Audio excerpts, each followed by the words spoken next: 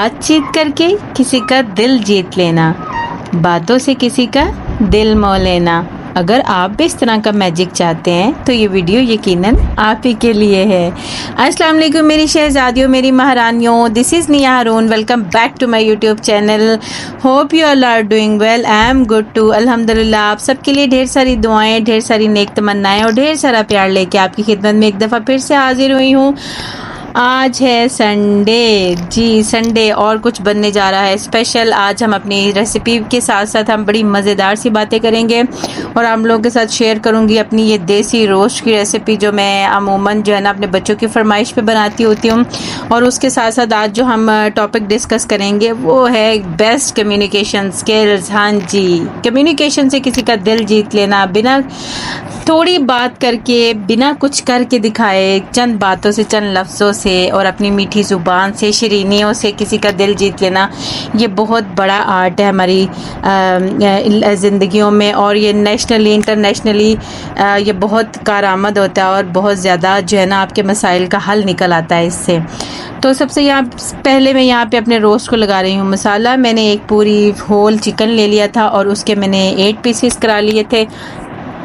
आप चाहे तो उसके 4 भी करा सकते हैं। और इसमें मैंने कुछ भी आपके सामने देखे बाज़ार का नहीं डाला। मैंने 1 कप दही लिया है, उसमें मैंने घर की नमक, मिर्च, मोटी कुटी मिर्च, ज़ीरा पाउडर, हल्दी पाउडर और खुश्क धनिया का पाउडर, और ये थोड़ा सा मैं लेमन स्क्वीज़ करूँगी, चिली सॉस, सोया सॉस और हल्का सा जो है ना सिरका ऐड करूँगी और इसको मैरिनेट करके रख दूँगी। ये इतनी क्विक रेसिपी है कि अगर आप इसको मैरिनेशन का ज़्यादा टाइम नहीं भी देते ना तो भी बहुत ही मज़ेदार और बहुत जूसी बनती है, जिस तरीके से मैं आपको बताऊंगी।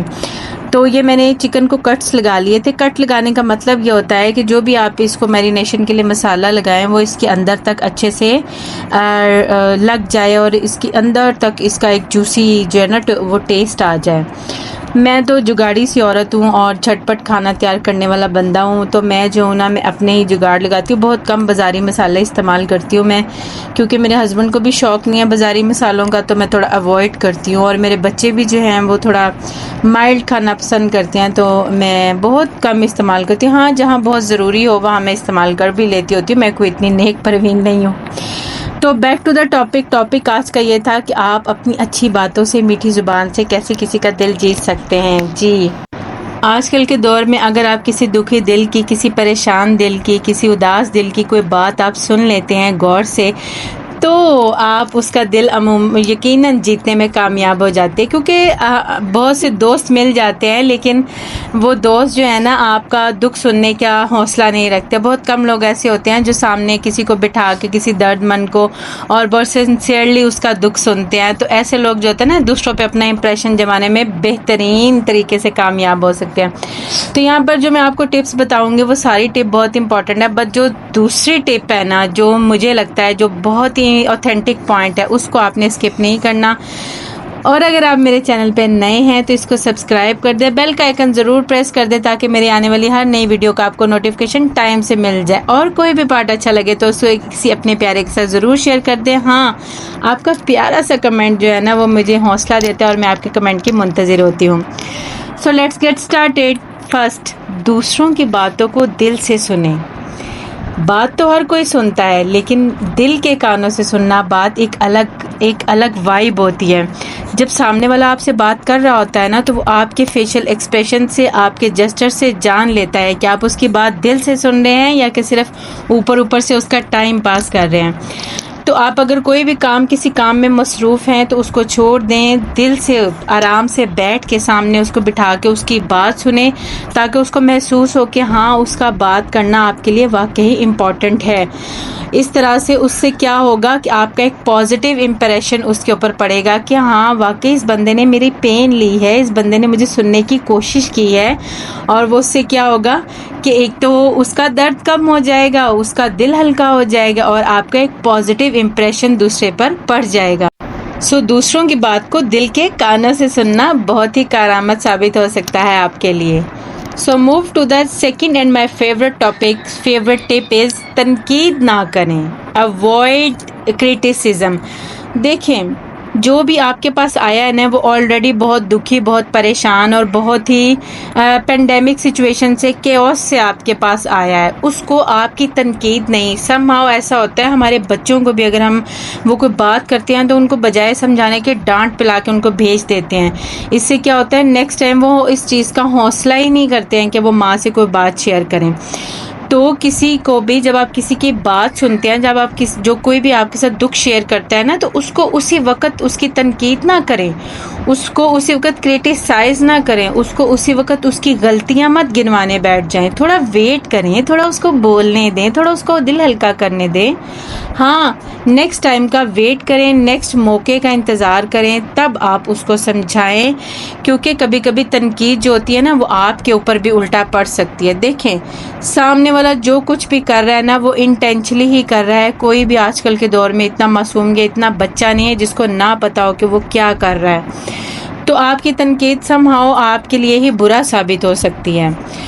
तो यहाँ पे मैं बताना ही भूल गई, मैंने रोस्ट को मसाला लगा के 15-20 मिनट के लिए छोड़ दिया था। उसके बाद मैंने इसको एक पैन में हल्का सा ऑयल डालकर उसको मैंने दोनों साइडों से अच्छा सा ब्राउन कलर आने तक उसको ब्राउन कर लिया था। ऐसे 1 बाय 1 मैंने सारे पीसेस ब्राउन करने के बाद जो मेरी ग्रेवी बच गई थी उसी बची हुई ग्रेवी में मैंने तमाम खुले पैन में वो सारे पीस जो थे ना रोस्ट के वो जोड़ के उनको दम लगा दिया था। अब दम लगाने के बाद ये देखिए कितने अच्छे से ये मेरे रेडी हो गए हैं और बहुत सॉफ्ट हो गए हैं।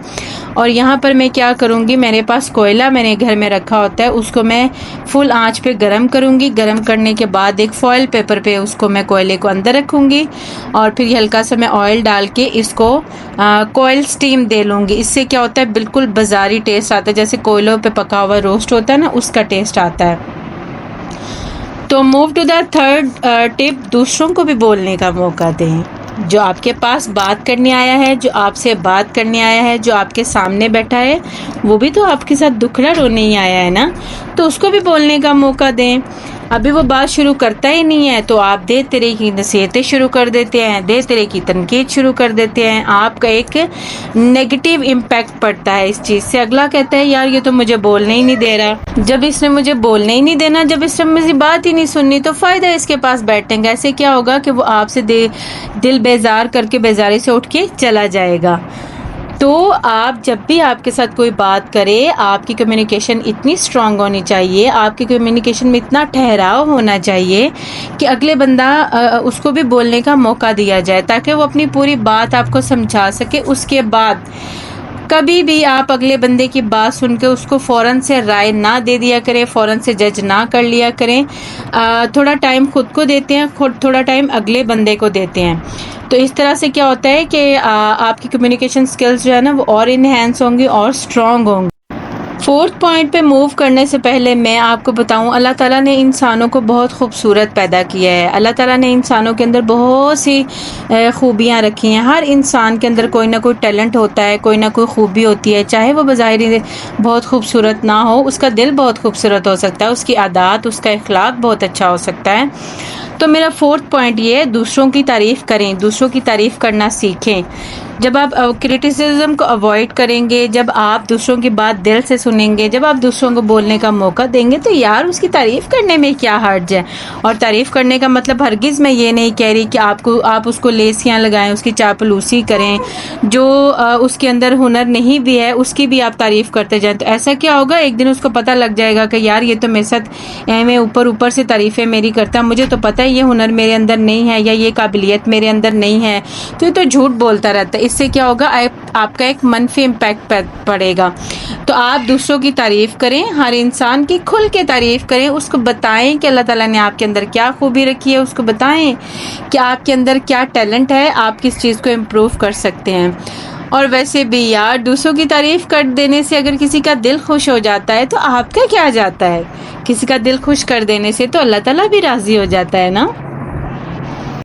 और यहाँ पर मैं अपने रोस्ट के साथ बना रही हूँ रायता मैं बनाती हूँ सिंपल सब्जियों वाला। यार सैलेड की जो भी चीज़ें आपके पास मौजूद हैं आप उनको काटें, दही में ऐड करें, पोटैटो बॉईल करके डाल सकते हैं। मेरे बच्चे पोटैटो बहुत शौक से खाते हैं इस रायते में, तो मैं भी पोटैटो बॉईल कर ऐड कर लेती हूँ योगर्ट में, और साथ में थोड़ा सा ज़ीरा, नमक और काली मिर्च ऐड करके लो जी रायता रेडी हो गया चावलों के साथ और हमारे रोस्ट के साथ।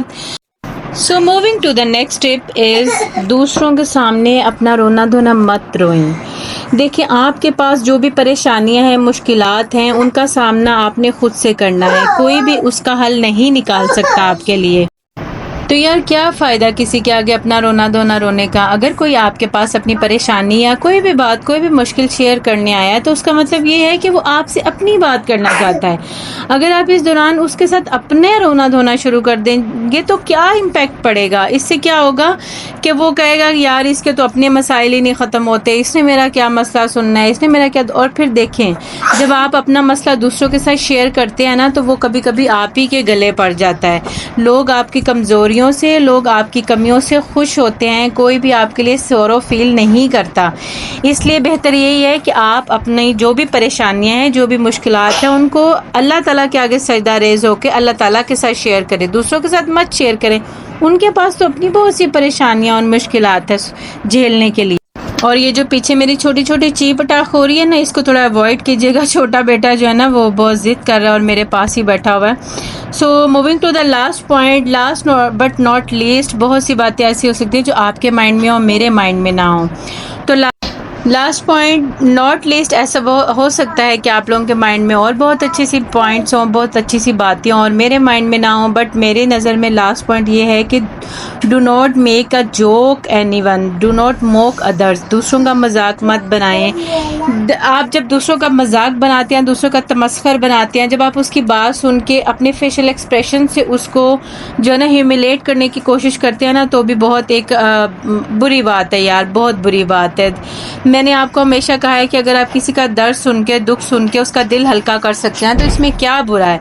तो आप कोशिश करें कि अगले बंदे को जो है ना इतना पॉजिटिव रिस्पांस दें, इतनी पॉजिटिव उस बंदे को वाइब्स आपसे आनी चाहिए कि वो साल हो याद रखे कि फ़लाँ बंदा था, उसका जस्टर इतना अच्छा था, उसका कम्युनिकेशन लेवल इतना अच्छा था, कम्युनिकेशन स्टाइल इतना अच्छा था, उसने मुझे उस टाइम पे इतना हेल किया, या उसने मुझे इतना अच्छा मशवरा दिया, या उसने मुझे बताया कि मेरे अंदर क्या क्या खूबियाँ हैं, उसने मुझे एक अच्छा इंसान बनाने की कोशिश की। तो हमेशा लोगों के दिलों में याद रहने, ज़िंदा रहने की कोशिश करें। दुनिया में तो ज़िंदा हर बंदा रहता है, और कोशिश ये करें कि जब आप इस दुनिया से चले जाएं तो भी लोग आपको याद रखें। अपना बिहेवियर, अपना जो है ना काम, अपना सारा कुछ इस टाइप का रखें कि लोग आपको आपके जाने के बाद भी याद रखें। So this is my today's videos. अगर वीडियो अच्छी लगी हो तो इसको लाइक कर दे। वीडियो का कोई भी पार्ट अच्छा लगे तो इसको अपने किसी भी प्यारे दोस्त के साथ शेयर कर दें और बेल का आइकन ज़रूर प्रेस कर दें। मिलेंगे एक नई वीडियो, एक नए कंटेंट, एक नई अच्छी बात के साथ। Till then stay blessed, stay tune. अल्लाह हाफिज़। अपना ढेर सारा ख्याल रखिएगा और मुझे दुआओं में याद रखिएगा। Tata, bye bye.